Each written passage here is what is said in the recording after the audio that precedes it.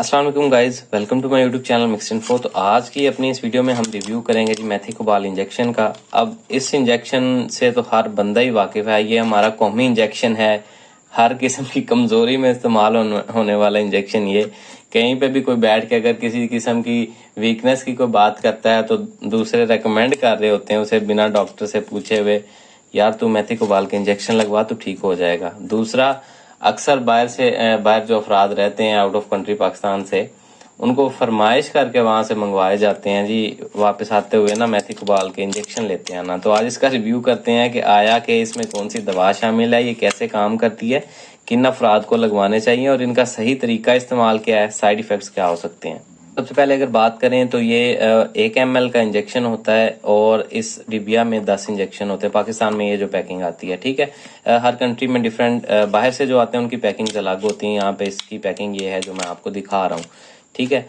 नाम है इसका मेथिकोबाल और इसमें जो दवा शामिल है वो है मिकोबालामिन, जो कि विटामिन B12 होता है, ठीक है। ये मैन मेड है, ये इंसान ने खुद बनाया। ये विटामिन B12 वैसे तो मुख्तलिफ खुराकों में भी आपको मिल जाता है कुदरती तौर पे जो होता है, लेकिन ये मैन मेड है, ठीक है। ये इंसान ने खुद बनाया इसको और इसकी मैन्युफैक्चरिंग जो कर रही है वो हिल्टन फार्मा प्राइवेट लिमिटेड है। ये कराची में इसकी मैन्युफैक्चरिंग करते हैं। अब इसका इस्तेमाल, जो मेन टॉपिक है कि इसका इस्तेमाल किन अफराद को करना चाहिए, क्योंकि इनका बड़ा ज्यादा इस्तेमाल होता है पाकिस्तान में और वहां पे भी हो रहा होता है जहाँ पे इसकी जरूरत नहीं है।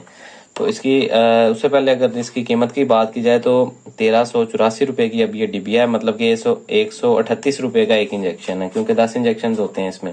कीमत भी अब इसकी काफी ज्यादा बढ़ गई है क्योंकि दूसरी अद्वियात की भी कीमतें बढ़ी हैं। उसके अलावा अगर सिंपल आपको अल्फाज में मैं बयान करूं कि इसका इस्तेमाल किन किन अफराद को करना चाहिए, तो शुगर वाले मरीज जिनको डायबिटिक न्यूरोपैथी हो जाती है, नर्व डैमेज हो जाता है उनको शुगर ज्यादा होने की वजह से।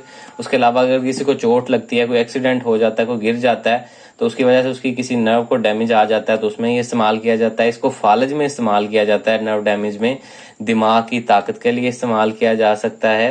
विटामिन B12 की डेफिशिएंसी की वजह से होने वाली मुख्तलिफ अमराज दो तो ये यहाँ पे लिखी हुई हैं। उसके अलावा पट्ठों की वीकनेस हो सकती है, जो कि पाकिस्तान में आम रूटीन में जब इसका इस्तेमाल करवाया जाता है तो इसीलिए करवाया जाता है कि जब आपके पट्ठे कमजोर होते हैं किसी वजह से तो उसमें इसका इस्तेमाल किया जा सकता है। दिमाग की ताकत के लिए इस्तेमाल किया जा सकता है। और बाज़ औक़ात इस तरह होता है कि आपके कोई बाजू सुन होना स्टार्ट हो जाता है, पैर सुन होना स्टार्ट हो जाता है, या ऐसे कीड़ियां सी चलना स्टार्ट हो जाती है, टिंगलिंग होती है, बाज़ औक़ात ऐसे सुइयां सी चुभती हैं आपके हाथों में या पैरों में, तलियों में, या आपको कोई अपना बाजू मूव करने में, टांग को मूव करने में दर्द होती है, तकलीफ होती है, आपके किसी नर्व पे दबाव या प्रेशर आ जाता है, उसके लिए इसका इस्तेमाल किया जा सकता है। उसके अलावा बुढ़ापे में आहिस्ता आहिस्ता कमजोरी आती है पट्ठों की, उस विटामिन B12 की डेफिशिएंसी की वजह से, तो उसमें इसका इस्तेमाल किया जा सकता है।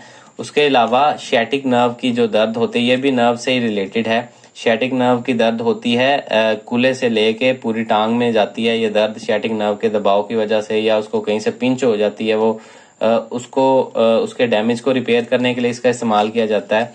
और बाज़ औक़ात अगर आपने बाज़ का सुना होगा कि फलां के बंदे के पट्ठे में इंजेक्शन लग गया, तो वो पट्ठा बेसिकली आम लफ्जों में यहाँ पे पट्ठा ही बोला जाता है, लेकिन वो नस होती है या नर्व होती है, तो उसको डैमेज को रिपेयर करने के लिए भी इसका इस्तेमाल किया जाता है। उसके अलावा फालज में अगर आपको नर्व डैमेज हो जाता है उसके लिए इसका इस्तेमाल किया जाता है। उसके अलावा आपको लकवे की शिकायत जब नर्व डैमेज की वजह से या दबाव की वजह से होती है, उसमें इसका इस्तेमाल किया जा सकता है।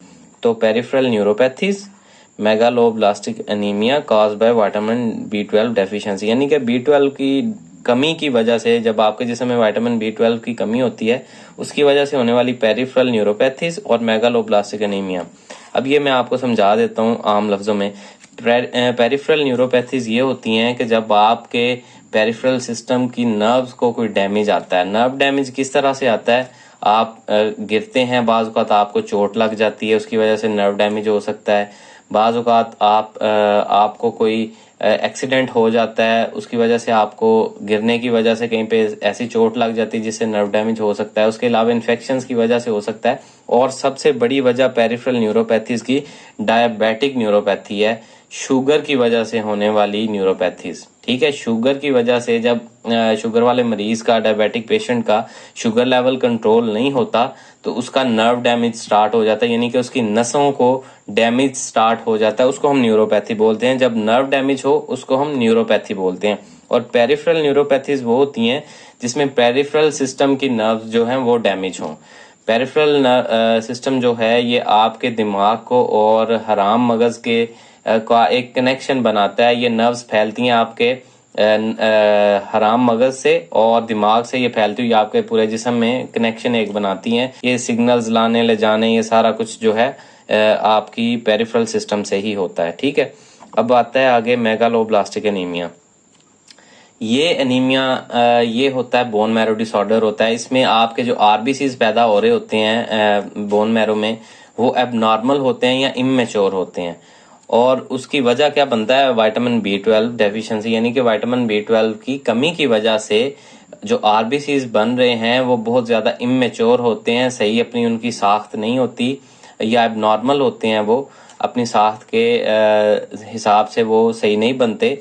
तो उनकी सही प्रोडक्शन के लिए यानी कि खून को सुरख ज़रात सही तरीके के पैदा करने के लिए भी इसका इस्तेमाल किया जाता है। तो ये सारे इसके इस्तेमाल हैं जो मैंने आपको बताए हैं। ठीक है, इसके अलावा आप इसका इस्तेमाल नहीं कर सकते। साइड इफेक्ट्स इसके क्या हो सकते हैं, एक तो आपने ज़्यादा इस्तेमाल नहीं करना, डॉक्टर के मशवरे के बगैर पहले तो इस्तेमाल नहीं करना। दूसरा जिस जो तादाद बताई है उन्होंने इंजेक्शंस की कि एक हफ्ते में आपने 1 से 3 इंजेक्शन लगवाने, उससे ज़्यादा आपने नहीं लगवाने। ठीक है, वैसे इसका 12 इंजेक्शंस का कोर्स होता है अक्सर डायबिटिक न्यूरोपैथी में, एक दिन छोड़ के 1 इंजेक्शन लगता है। ठीक है, इसके अलावा आपको जो साइड इफेक्ट्स इसके हो सकते हैं उसमें जिस्म पे खारिश हो सकती है, एलर्जी हो सकती है जो ज़्यादा देखने में बाज़ औक़ात मिलती है। उसके अलावा आपको सरदर्द हो सकता है, वॉमिटिंग, डायरिया, दिल खराब की शिकायत हो सकती है और जिस्म पे खारिश की शिकायत हो सकती है और जिस जगह पे ये इंजेक्शन लगता है उस जगह पे आपको दर्द हो सकती है। ये सारे इसके साइड इफ़ेक्ट्स हैं। तो उम्मीद है आप लोगों को वीडियो पसंद आई होगी, इन्फॉर्मेशन पसंद आई होगी। तो अगर आपको वीडियो पसंद आई है तो वीडियो को लाइक कीजिएगा, चैनल को सब्सक्राइब कीजिएगा। अल्लाह हाफिज़।